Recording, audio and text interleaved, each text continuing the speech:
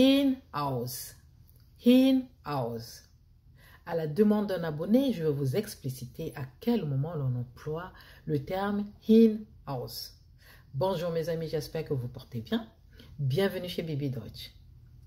Pour information, le prochain live aura lieu le 17, c'est vendredi 17 novembre à 20 h heure de Paris.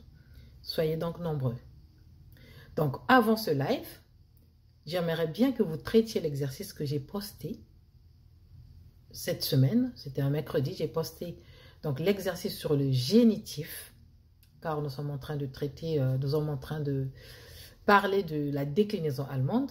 Donc j'aimerais bien, avant le prochain live, que vous fassiez cet exercice, que vous le traitiez avant le prochain live. Voilà pour l'exercice. On poursuit maintenant notre vidéo. En effet, le mot hinaus est utilisé en allemand pour indiquer une direction vers l'extérieur ou l'extérieur d'un endroit spécifique. Il peut être utilisé dans divers contextes pour exprimer le mouvement ou la direction. Voici 4 contextes de l'utilisation de hinaus. Alors, je vais commencer par la sortie. Lorsqu'on parle de la sortie en allemand, on va dire par exemple geh hinaus. Geh hinaus. Cela signifie en français sors. C'est tout simplement ça. Sors. Donc, quand il s'agit de regarder à l'extérieur, on va utiliser aussi, on va dire schau hinaus durch das Fenster. Schau hinaus durch das Fenster. Ce qui veut dire en français, regarde dehors par la fenêtre. Troisième point, dans le troisième contexte, quand il s'agit du mouvement vers l'extérieur. Là, on va dire ging hinaus in den Garten. Ging hinaus in den Garten. Signifie en français, il est sorti dans le jardin.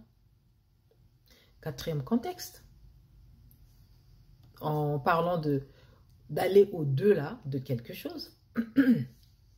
Pardon. On va dire donc, fahren Sie hinaus aus der Stadt. Fahren Sie hinaus aus der Stadt. Ce qui signifie en français, sortez de la ville, tout simplement. Sortez de la ville. Pardon. Alors, in fine, hinaus est souvent utilisé pour indiquer un déplacement vers l'extérieur ou pour faire référence à des actions se déroulant à l'extérieur d'un lieu donné. Il est important de tenir compte du contexte pour comprendre son utilisation spécifique dans une phrase. J'espère avoir répondu à la problématique posée par l'abonné. Alors c'est à vous maintenant. Écrivez un exemple dans les commentaires pour que j'évalue le degré de votre compréhension. Voilà pour aujourd'hui. Osez apprendre l'allemand, mes amis. Bis bald.